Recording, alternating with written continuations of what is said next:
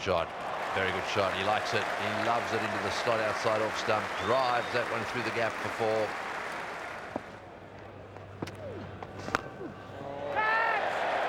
It's quite safe.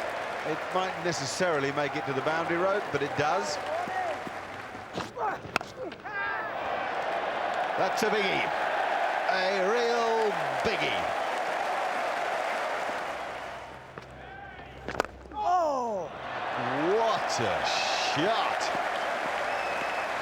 My goodness me. Nobody saw it.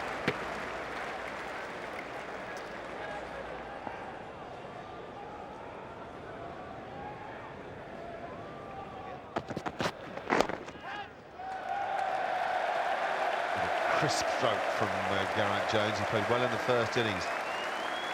Impressive 30, and after one or two mistakes with the gloves, he'll feel he needs runs.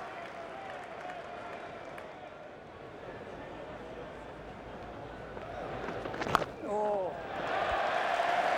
Well, that's a good shot. He's hit that right in the middle, and it's gone behind square for 4.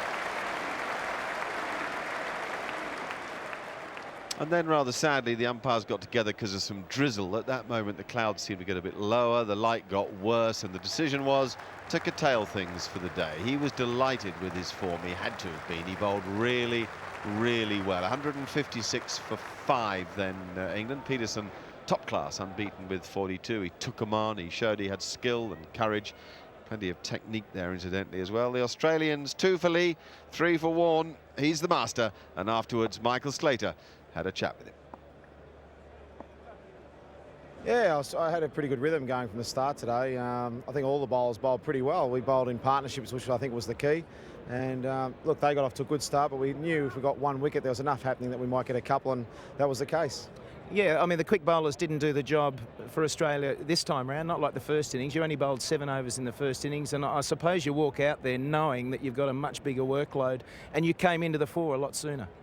Yeah, I know they got off to a good start, but I still thought the quicks bowled pretty well. They bowled pretty good areas. They had a few player misses, and we thought if we got one, as I said, we could get a couple, because I thought they built up a bit of pressure. But yeah, look, you've got to give credit to England. They played pretty well. They hung in there, even though they played and missed a fair bit.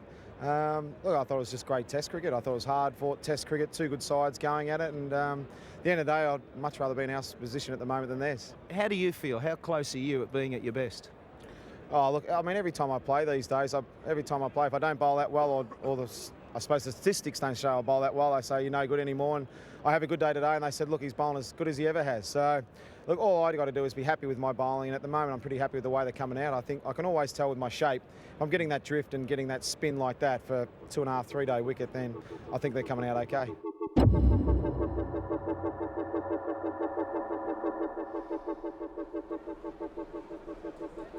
What a miserable way to start a Sunday at Lord's. England still needing 264 to win, Australia needing to take 5 wickets, but the players couldn't get on the park, at least not until 10 to 4, when eventually the weather relented.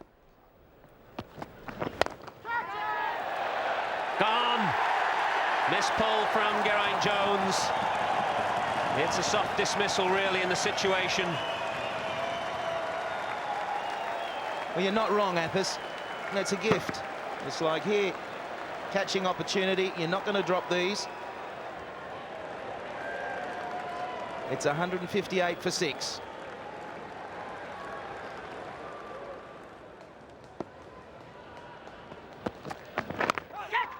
Gone. Again. Brilliant positioning from Ricky Ponting. He's got that man in exactly the right position, Matthew Hayden. Ashley Giles playing with half a blade and has paid the penalty. 2 for now, McGrath. He strikes when it matters. And it was always going to be difficult for England to get themselves out of this position. They wanted the rain to keep falling all today and all tomorrow. The Australians have got on the early roll they're after. 158 for 7 now.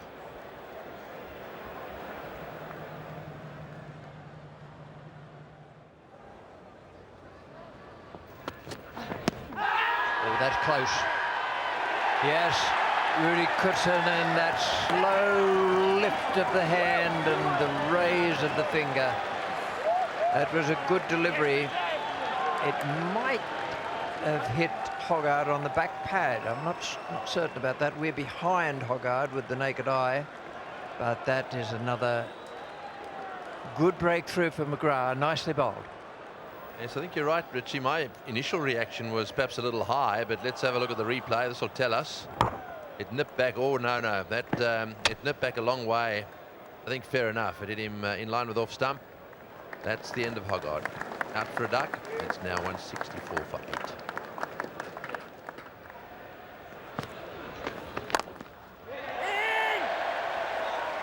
Shouting for 2.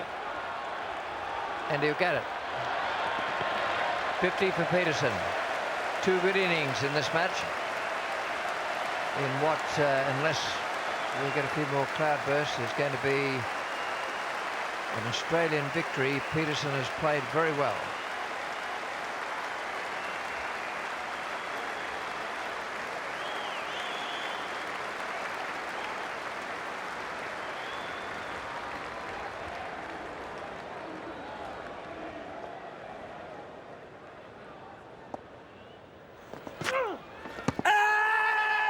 That's out. That is the straight one, the slider. And I think you'll see on the replay that Harmison didn't get outside the line of the stumps, and the ball was going straight on. A first baller. Something for the primary club. That's right. He'll be presented with a very special tie with stumps all over the place. Here we go. And well, you can see there, bang, middle and leg. No wonder they were all in the air. So Harmison also out for a duck. That took 3 minutes. 167 for 9 now. Ow! Missed by a whisker.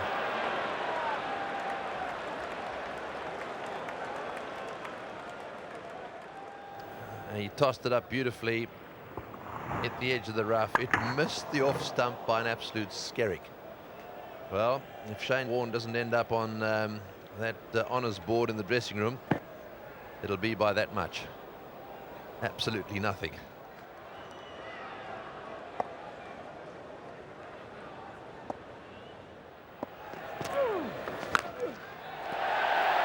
Straight into row 32.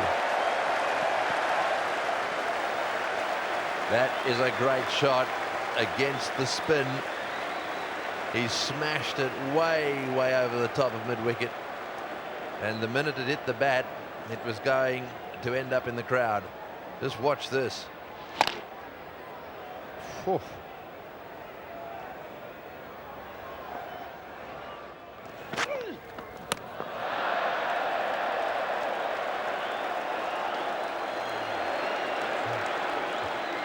Big smiles all round there. It wasn't a bad bouncer, actually. Just a little bit straighter and may well have surprised him.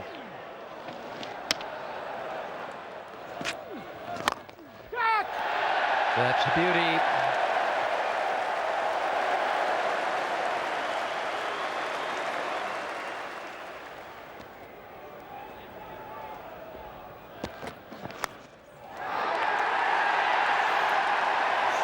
McGrath has picked up another wicket.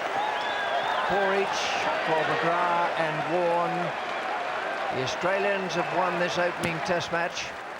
England all out in their second innings for 180 in 58.1 overs. Pietersen not out 64.